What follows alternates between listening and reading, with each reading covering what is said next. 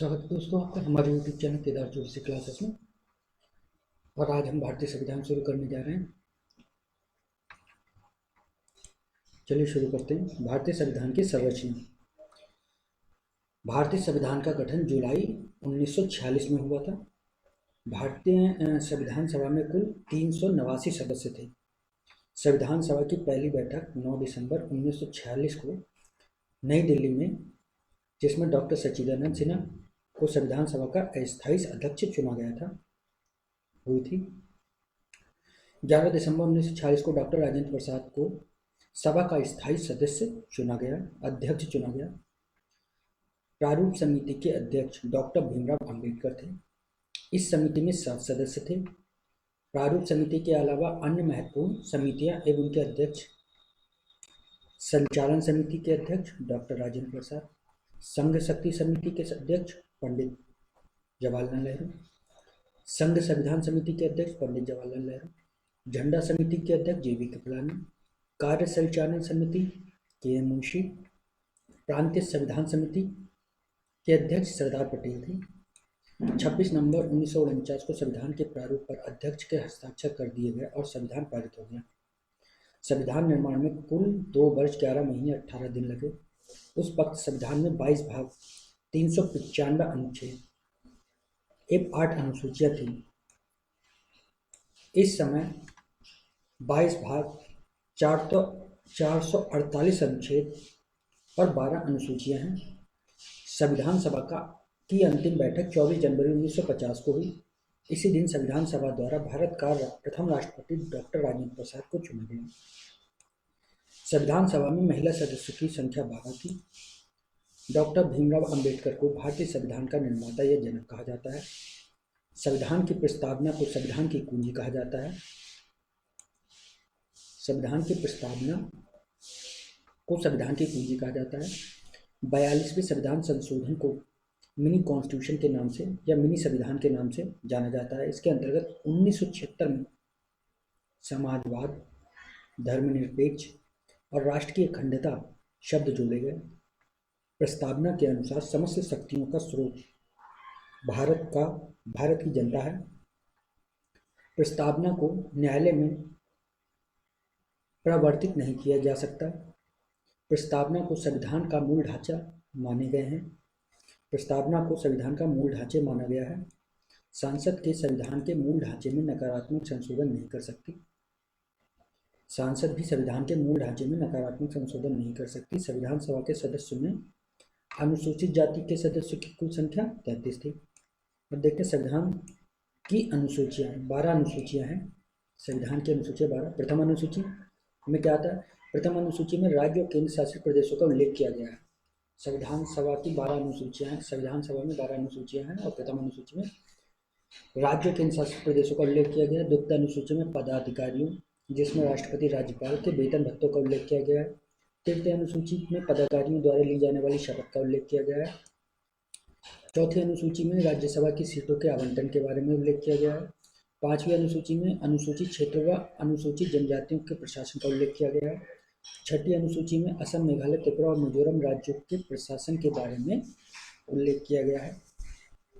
7वीं अनुसूची संघ, राज्य एवं समवर्ती सूची में कानून बनाने के विषय की संख्या का उल्लेख किया गया है। 8वीं अनुसूची में 22 भाषाओं का उल्लेख किया गया है। 9वीं अनुसूची इससे पहले संविधान संशोधन के अंतर्गत जोड़ा गया था। 9वीं अनुसूची को संविधान संशोधन के अंतर्गत पहले जोड़ा गया था। इसमें राज्य द्वारा संपत्ति अधिग्रहण की विधियों का उल्लेख है। 10वीं अनुसूची इसमें 52वें संविधान संशोधन 1985 के अंतर्गत जोड़ा गया, जिसमें दल बदल संबंधी कानूनों का उल्लेख है। 11वीं अनुसूची यह 73वें संविधान संशोधन के तहत जोड़ी गई, इसमें पंचायती राज्य का उल्लेख है।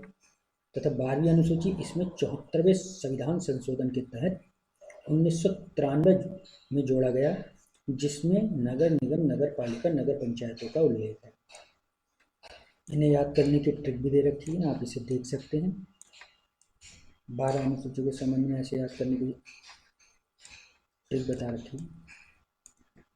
संविधान के कुछ महत्वपूर्ण अनुच्छेद देखते हैं अनुच्छेद 1, इसमें भारत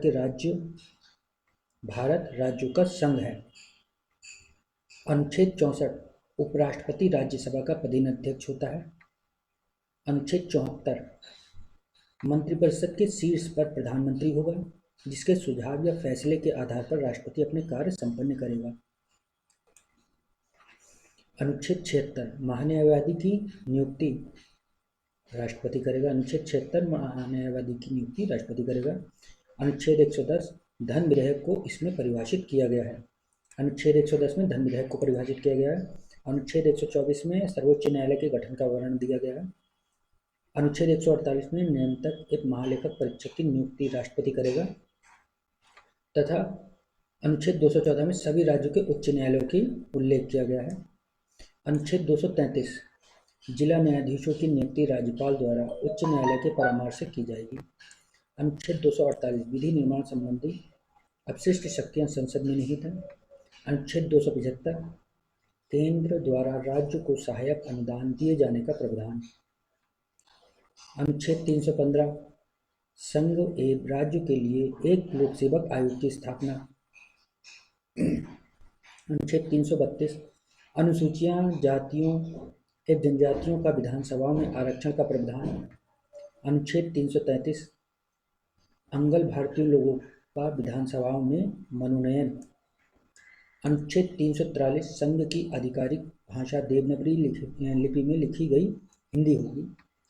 अनुच्छेद 368, सांसद को संविधान में संशोधन करने का अधिकार है। अनुच्छेद 368 में सांसद को संविधान में संशोधन करने का अधिकार है। अनुच्छेद 370, जम्मू कश्मीर को एक विशेष स्थिति का वर्णन दिया गया था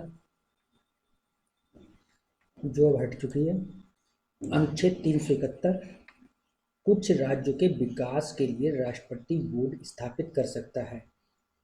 अनुच्छेद 371, कुछ राज्यों के विकास के लिए राष्ट्रपति बोर्ड स्थापित कर सकता है, जैसे नागालैंड, मणिपुर, महाराष्ट्र, गुजरात आदि। मूल अधिकार, भारतीय नागरिकों को 6 मूल अधिकार प्राप्त हैं। नंबर 1, समानता का अधिकार। नंबर 2, स्वतंत्रता का अधिकार। नंबर 3, शोषण के विरुद्ध का अधिकार। 4, धार्मिक स्वतंत्रता का अधिकार। 5वां, संस्कृति और शिक्षा संबंधी अधिकार। 6, संवैधानिक उपचारों का अधिकार। सूचना का अधिकार, जम्मू कश्मीर को छोड़कर पूरे राज्य में 12 अक्टूबर 2005 से सूचना का अधिकार लागू हो गया। इसमें अनुच्छेद 19A में शामिल किया गया, लेकिन इसे मूल अधिकारों में शामिल नहीं किया गया। देखते हैं मूल कर्तव्य, इसे रूस के संविधान से लिया गया है। इनकी संख्या 11 है। क्या है मूल कर्तव्य? देश की रक्षा और राष्ट्र की सेवा, भारत के लोगों में समरसता और भ्रातृत्व की भावना का विकास, संविधान का पालन एवं उसके आदर्शों, संस्थाओं और राष्ट्र प्रतीकों का सम्मान, राष्ट्रीय आंदोलन के प्रेरक आदर्शों का पालन, भारत की संप्रभुता, एकता और अखंडता की रक्षा, राष्ट्र की समन्वित संस्कृति की गौरवशाली परंपरा की रक्षा, मनोवैज्ञानिक दृष्टिकोण, मानववाद और ज्ञानार्जन का विकास, प्राकृतिक पर्यावरण की रक्षा और सभी प्राणियों के प्रति दया का भाव, सार्वजनिक संपत्ति की सुरक्षा व हिंसा से दूर रहना, व्यक्तिगत तथा सामूहिक उत्कर्ष का प्रयास। प्रत्येक बच्चे के अभिभावकों का कर्तव्य है कि वे अपने 6 से 14 वर्ष के बच्चों की शिक्षा के लिए उपयुक्त माहौल बनाएं। देखते हैं नागरिकता, किसी भी संप्रभु राष्ट्र में नागरिकों को कुछ ऐसे अधिकार मिले हैं जो विदेशियों को प्रदान नहीं किए गए हैं। किसी राष्ट्र का नागरिक ही उस राष्ट्र में उच्च पदों पर आसीन हो सकता है, जैसे राष्ट्रपति, उपराष्ट्रपति, राज्यपाल, उच्चतम न्यायालय का न्यायाधीश। मतदान करने का अधिकार और संसद तथा राज्यों के विधानमंडलों के सदस्य बनने का अधिकार केवल नागरिकों को ही हासिल है। भारतीय संविधान के स्रोत कौन सी? हमारा जो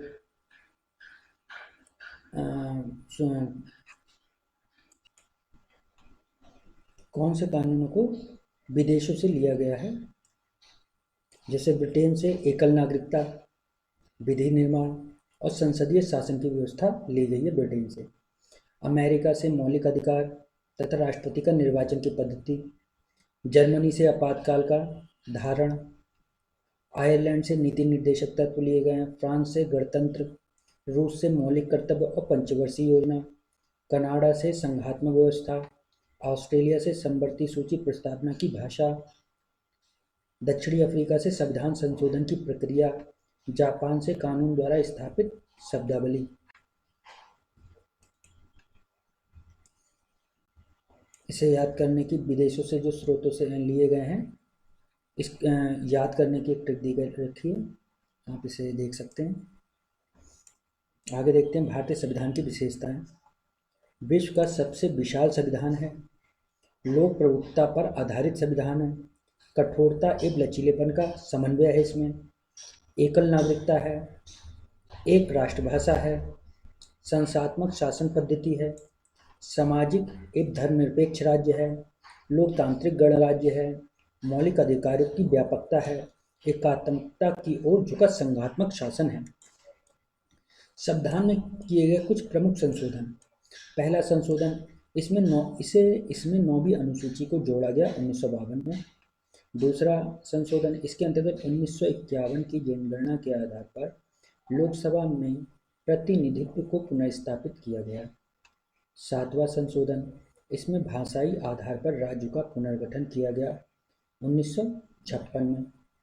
आठवां संशोधन, इसके अंतर्गत केंद्र एवं राज्य के निम्न साधनों में अनुसूचित जाति, अनुसूचित जनजाति के लोगों के आरक्षण संबंधी प्रावधानों को 10 वर्ष के लिए बढ़ा दिया गया। कब? 1959 में। 22वां संशोधन, असम से अलग करके मेघालय नया राज्य बना, ये बना 1969 में। 27वां संशोधन, मिजोरम और अरुणाचल प्रदेश केंद्र शासित प्रदेश बने, कब? 1971 में। 31वां संशोधन, लोकसभा के सदस्यों की संख्या 525 से 545 की गई, कब? 1973 में। 36वां संशोधन, सिक्किम भारत का 22वां राज्य बना, कब? 1975 में। 42वां संशोधन, इसे मिनी संविधान कहा जाता है, इसके अंतर्गत समाजवादी, धर्मनिरपेक्ष एवं अखंडता जोड़ा गया, कब? 1976 में। 55वां संशोधन, अरुणाचल प्रदेश नया राज्य बना, कब? 1986 में। 56वां संशोधन, गोवा एक अलग राज्य बना, कब? 1987 में। 61वां संशोधन, मतदान करने की उम्र 21 वर्ष से 18 वर्ष की गई, कब? 1989 में। 69वां संशोधन, दिल्ली को राष्ट्रीय राजधानी क्षेत्र बनाया गया, कब? 1991 में। 74वां संशोधन, इसके तहत 12वीं अनुसूची जोड़ी गई, कब? 1993 में। 84वां संशोधन, इसके तहत लोकसभा तथा विधानसभाओं की सीटों की संख्या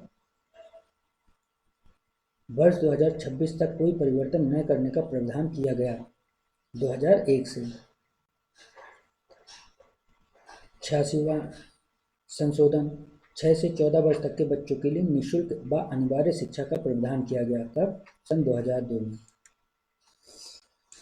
संघीय कार्यपालिका। संघीय कार्यपालिका प्रधान राष्ट्रपति होता है। राष्ट्रपति कार्यपालिका की औपचारिक प्रधान होता है, जबकि मंत्रिपरिषद कार्यपालिका का वास्तविक प्रधान होती है। भारत में सांसदीय शासन व्यवस्था है, इसलिए का यहाँ वास्तविक शक्तियाँ प्रधानमंत्री और मंत्रिमंडल के अधीन होती हैं। राष्ट्रपति। राष्ट्रपति के बारे में जानते हैं। भारत का राष्ट्रपति प्रथम नागरिक होता है। राष्ट्रपति देश का संवैधानिक प्रधान होता है। राष्ट्रपति को राज्यसभा, लोकसभा और राज्य विधानसभाओं के निर्वाचित सदस्य चुनते हैं। राष्ट्रपति पद के लिए नाम का प्रस्ताव तथा उसका अनुमोदन कम से कम 50 निर्वाचकों द्वारा किया जाना चाहिए। राष्ट्रपति बनने की न्यूनतम उम्र 35 वर्ष होती है। एक ही व्यक्ति चाहे जितनी बार राष्ट्रपति निर्वाचित किया जा सकता है। राष्ट्रपति को सर्वोच्च न्यायालय का मुख्य न्यायाधीश शपथ दिलाता है। राष्ट्रपति का कार्यकाल 5 वर्ष का होता है। यह अपना त्यागपत्र उपराष्ट्रपति को सौंपता है। राष्ट्रपति के लिए जमानत राशि 15,000 रुपये है। राष्ट्रपति का मासिक वेतन 1.5 लाख रुपये है। भारत के प्रथम राष्ट्रपति डॉक्टर राजेंद्र प्रसाद थे। डॉक्टर एस राधाकृष्णन लगातार 2 बार उपराष्ट्रपति तथा 1 बार राष्ट्रपति रहे। नीलम संजीव रेड्डी मात्र 1 बार राष्ट्रपति जो निर्विरोध चुने गए। भारत की प्रथम महिला राष्ट्रपति प्रतिभा देवी सिंह पाटिल बनी। उपराष्ट्रपति का कार्यकाल भी 5 वर्ष का होता है। भारत का उपराष्ट्रपति राज्यसभा का पदेन सभापति होता है। उपराष्ट्रपति राज्यसभा का सदस्य नहीं होता। उपराष्ट्रपति को राष्ट्रपति शपथ दिलाता है। राष्ट्रपति का पद खाली रहने पर उपराष्ट्रपति राष्ट्रपति की हैसियत से कार्य करता है। भारत का प्रथम उपराष्ट्रपति डॉक्टर एस राधाकृष्णन थे। उपराष्ट्रपति का वेतनमान 1,25,000 रुपये मासिक होता है। भारत के राष्ट्रपति एवं उनके कार्यकाल डॉक्टर राजेंद्र प्रसाद 1950 से 1962 तक संविधान सभा के अध्यक्ष भी थे। Doctor Rajendra Prasad. Doctor S Radhakrishnan 1962 से 1967 तक उपराष्ट्रपति रहे। डॉक्टर जाकिर हुसैन 1967 से 1969 तक, इनकी कार्यकाल में ही डॉक्टर जाकिर हुसैन के कार्यकाल में ही इनकी मृत्यु हो गई थी। बीबी गिरी 1969 से 1974 तक उपराष्ट्रपति रहे। फरुखुद्दीन अली अहमद 1974 से 1977 तक केंद्रीय मंत्री रहे। ये मतलब उपराष्ट्रपति रहे थे और केंद्र मंत्री भी रहे हैं। नीलम संजीव रेड्डी ये 1969 से 1982 तक रहे। ये निर्विरोध निर्वाचित किए गए थे। ज्ञानी जैल सिंह 1982 से 1987 तक तथा यह प्रथम सिख राष्ट्रपति थे। आर वेंकटरमन 1987 से 1992 तक राष्ट्रपति रहे तथा ये उपराष्ट्रपति भी रहे। डॉक्टर शंकर दयाल शर्मा 1992 से 1997 तक राष्ट्रपति रहे तथा ये उपराष्ट्रपति भी रहे। KR नारायण 1997 से सन 2002 यह प्रथम दलित राष्ट्रपति रहे। डॉक्टर APJ अब्दुल कलाम 2002 से 2007 तक ये एक वैज्ञानिक थे और मिसाइल मैन के नाम से जाने जाते थे। प्रतिभा पाटिल ये सन 2007 से सन 2012 तक की राष्ट्रपति रहीं। यह प्रथम महिला राष्ट्रपति थी। प्रवाण मुखर्जी 2012 में बने थे। प्रवाण मुखर्जी। बीबी गिरी 3 मई 1959 से 20 जुलाई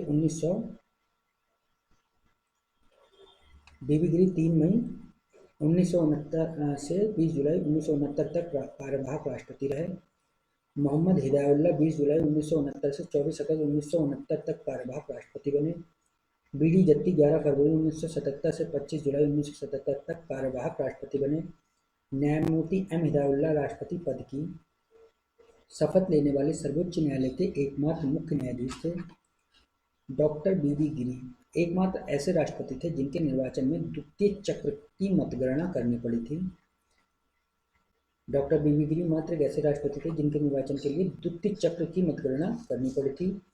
राष्ट्रपति की मृत्यु, त्यागपत्र आदि द्वारा पद खाली हो जाए तो इस रिक्त स्थिति में राष्ट्रपति का चुनाव पुनः 5 वर्ष की संपूर्ण अवधि के लिए होता है, न कि शेष अवधि के लिए।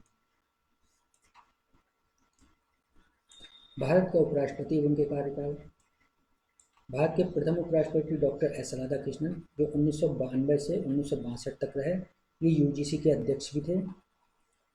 डॉक्टर जाकिर हुसैन 1962 से 1967 तक रहे। ये राज्यपाल भी रहे। बीबी गिरी 1967 से 1969 तक ये कार्यवाहक राष्ट्रपति रहे। इन्होंने कार्यवाहक राष्ट्रपति के रूप में भी कार्य किया। गोपाल स्वरूप पाठक ये 1969 से 1974 तक उपराष्ट्रपति रहे पर ये राष्ट्रपति नहीं बने। BD जत्ती 1974 से 1979 तक ये कार्यवाहक राष्ट्रपति भी रहे। M हिदायतुल्लाह 1979 से 1984 तक ये भारत के मुख्य न्यायाधीश भी रहे। R वेंकटरमन 1984 से 1987 तक ये केंद्र में मंत्री भी रहे। डॉक्टर शंकर दयाल शर्मा 1987 से 1992 तक राष्ट्रपति रहे। ये मुख्यमंत्री भी रह चुके हैं। KR नारायण 1992 से 1997 तक ये राजदूत के रूप में भी कार्य किया इन्होंने। कृष्णकांत 1997 से सन 2000 तक राज्यपाल भी रहे। भैरव सिंह शेखावत सन 2000 से 2007 मुख्यमंत्री भी रहे। अब देखते हैं मंत्रिपरिषद और प्रधानमंत्री। संविधान के अनुच्छेद 74 के अनुसार राष्ट्रपति को उसके कार्य के संपादन व सलाह देने हेतु एक मंत्रिपरिषद होती है, जिसका प्रधानमंत्री होता है। मंत्रिपरिषद सामूहिक रूप से लोकसभा के प्रति उत्तरदायी होता है। मंत्रिपरिषद का सदस्य बनने के लिए व्यक्ति को संसद के किसी सदन का सदस्य होना चाहिए। यदि व्यक्ति संसद सदस्य नहीं है तो उसे 6 माह के अंदर संसद सदस्य बनना होता है। प्रत्येक व्यक्ति को राष्ट्रपति के समक्ष पद और गोपनीयता की शपथ लेनी होती है। मंत्रिपरिषद में कैबिनेट मंत्री, राज्य मंत्री और उप मंत्री स्तर के मंत्री होते हैं। कैबिनेट मंत्री अपने विभाग का अध्यक्ष होता है। मंत्रिमंडल का निर्माण केवल प्रधानमंत्री और कैबिनेट स्तर के मंत्रियों को मिलाकर होता है। आज के लिए दोस्तों इतना ही। धन्यवाद।